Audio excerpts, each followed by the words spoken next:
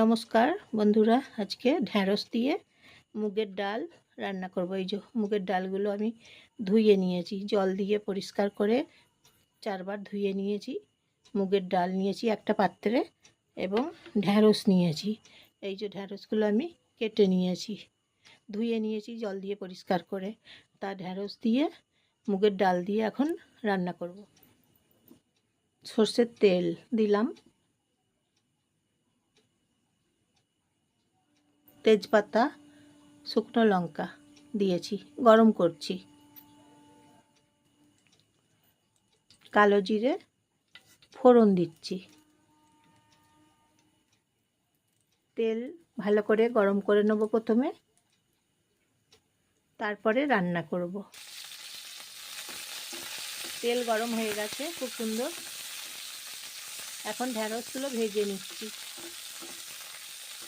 গরম তেলের সঙ্গে ভেজে নিচ্ছি।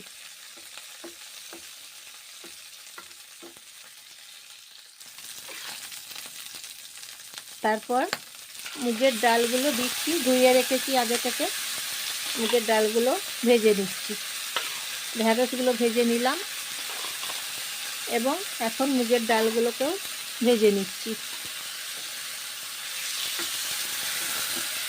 মুগের ডাল এইভাবে রান্না করছি, খেতে বেশ সুস্বাদু হয়। ভেজে নিচ্ছি এখন মুগের ডালগুলো, নেড়ে চেড়ে। ঢ্যাঁড়স ভাজা করলাম, তারপরে মুগের ডালগুলোও ভেজে নিচ্ছি।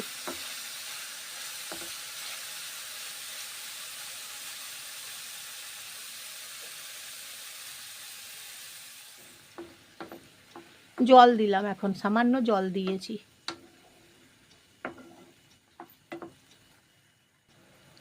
হলুদ গুঁড়ো দিচ্ছি এখন,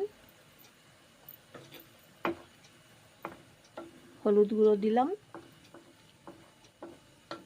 ফুটছে, মুগের ডাল রান্না করছি, ফুটছে এখন। নুন দিচ্ছি পরিমাণ মতো, কসুরি মেথি পাতা একটু দিচ্ছি সামান্য, কাঁচা লঙ্কা দিচ্ছি সামান্য। এইভাবে মুগের ডাল রান্না করছি।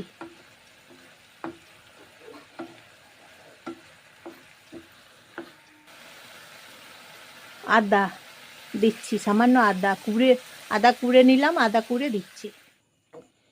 জল দিলাম এখন। নমস্কার নেবেন বন্ধুরা, জয়ার রান্নাঘর থেকে নমস্কার নেবেন। আমি জয়া, আপনারা সবাই নমস্কার নেবেন। একটা লাইক করবেন বন্ধুরা, একটা ফলোয়ার করে দেবেন, আর সাবস্ক্রাইব করে দেবেন, সবাইকে শেয়ার করে দেবেন। কমেন্ট করে বলবেন মুগের ডাল রান্না, ঢ্যাঁড়স দিয়ে মুগের ডাল রান্না কেমন হয়েছে। ঢ্যাঁড়স দিয়ে মুগের ডাল আজকে রান্না করছি।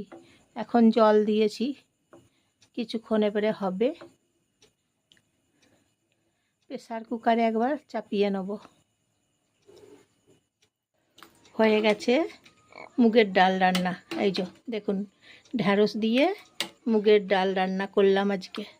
তেজপাতা দিয়েছিলাম, ঢ্যাঁড়স দিয়েছি, তেজপাতা দিয়েছি, লঙ্কা দিয়েছি। ঢ্যাঁড়স দিয়ে মুগের ডাল রান্না করে নিলাম। এখন হয়ে গেছে, গ্যাসটাও অফ করে দিয়েছি, হয়ে গেছে। এই যে দেখুন, খুব সুন্দর খেতে হয়েছে, দারুণ টেস্টি হয়েছে। আপনারাও একবার খেয়ে দেখুন এইভাবে। এই যে